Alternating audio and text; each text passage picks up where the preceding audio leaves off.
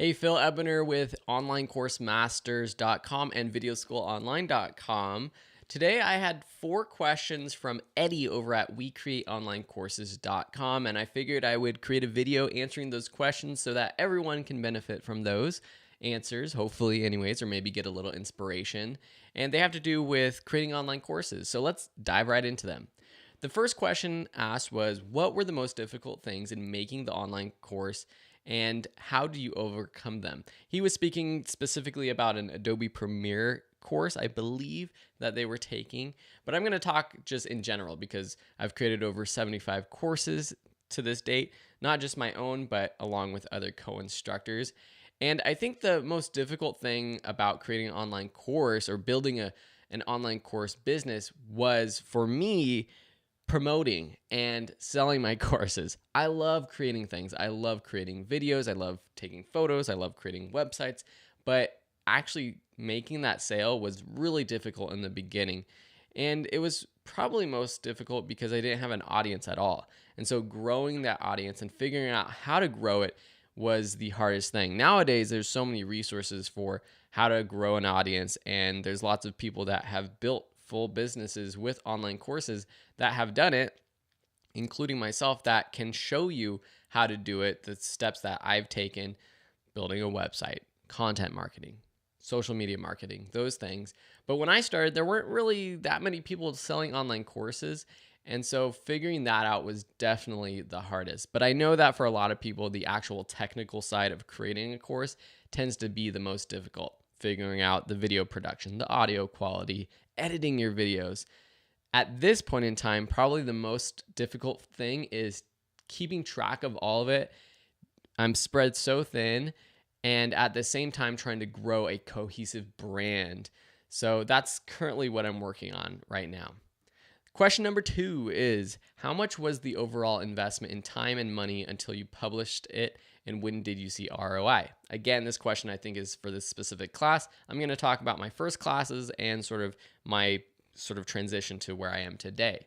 With my very first class, I was lucky to have a camera and a microphone that I could record on. I created a video editing course on Final Cut Pro 7, which is an old, out-of-date application. So tip number 1 is to not pick a course topic that is not evergreen, that is not going to be able to be sold in the next few years. And so I didn't have to pay that much to buy any equipment, but I spent a month or longer every single day after work, because I had a full-time job, after work, putting in hours recording and editing that course. This was before I was using software like ScreenFlow to do screen capture. I was using free options like QuickTime and then Final Cut Pro to edit, and kind of mishmashing it all together, which was not efficient at all. As I made sales, because I started to make money with that first course, $60 in the first month when I put it on Udemy. And then as I created more and more courses, that income increased and increased until I was making more than I was at my full-time job. And so then I decided, hey, if I leave my full-time job, I can probably grow this business even faster and more. But throughout that time, I was reinvesting money into the business. So I started by buying a USB microphone. That was one of my first purchases, because up until that point, I was recording audio into a separate audio recorder because that's how I knew how to do it. But with a USB microphone, I was able to quickly record videos right to my computer, again, making creating content a lot faster and efficient. I invested in a better camera and better lighting. A year or 2 into it, when I wanted to start my podcast, the Online Course Masters Show, I invested in this microphone, the Heil PR40, and the audio device that I use to plug it into the computer, the Zoom H6N. And so I have always reinvested. But to get started, you really only need a couple $100s to get equipment that will kind of bring your level up to the typical online course. And as long as you have a laptop or a computer that can run these applications, all I suggest getting is a screen recording application like ScreenFlow if you have a Mac, or Camtasia if you have a PC or a Mac, and a USB microphone like the Blue Snowball or the Blue Yeti. With those 2 pieces of equipment, the app and the mic, which each run less than $100, you can start creating online courses completely free. You can use free slides, you can find free images, you use your information inside your head, and you can teach courses. So for under $200, you can get started. Question number 3, is your audience and pitch the same now as when you first started? If you had to make any pivots, what were they and how did you approach them? This is a really great question. So I started out, my brand was and is videoschoolonline.com. And it was a place where you could learn how to make videos. Video School Online. Learn how to make videos online. And then as I created more courses about video editing, I realized that I wanted to create courses on other topics: photography, graphic design, motion graphics, business, finance, starting an online course business, all these kinds of other topics that I was interested in. So I pivoted left and right all of the time, creating courses and content marketing on all of these different topics.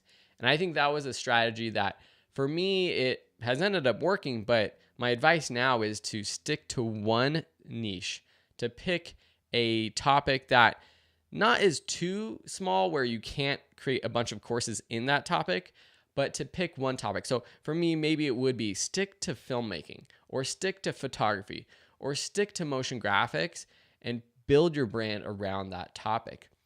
For a while, I had gone on the route of I'm going to be the person who teaches you how to teach online classes. I'm going to be the person who teaches you about business and entrepreneurship.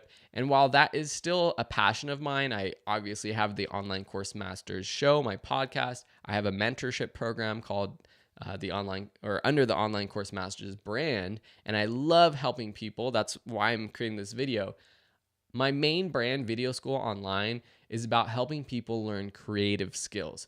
So I've sort of umbrellaed video, photography, and design under Video School Online, but they're all creative skills, really geared at people who are entrepreneurial, who are starting their own business and want to learn those skills to grow their business. That's my target market.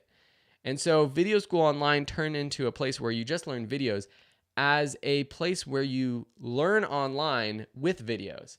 So I think the brand name, I would love to have a sort of shorter, sweeter name, but Video School Online has stuck.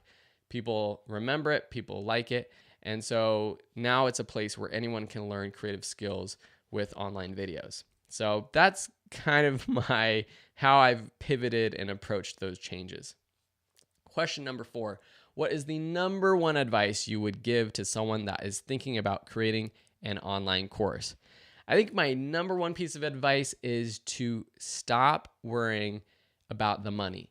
Don't think about, I'm going to create this course and I'm going to make a ton of money, because it's easy to see other people out there who have thousands of students who claim to be making a lot of money. And there are a lot of people making a lot of money with online courses.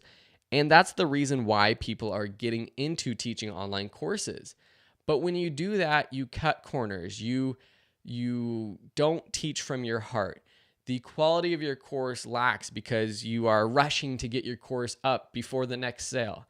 And I think when you're starting out, you pick something that you're passionate about, something you're going to have fun talking about, something you're interested in teaching and talking about, and create a course on that subject, you're going to create a course that you genuinely have fun doing, and you're going to learn a lot while you do that.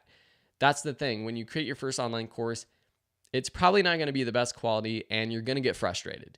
You're going to get frustrated with figuring out the video equipment, the audio equipment, editing your videos together, and it's going to take a lot of time. So you want to pick a topic that you are truly passionate about, something that you're enjoying, and something that you can imagine building a brand off of in the long run. So don't pick a topic just because you think you can make money from it. Don't just do market research and find a topic that has an audience willing to pay for a course and try to teach it if you're not passionate and an expert in that topic.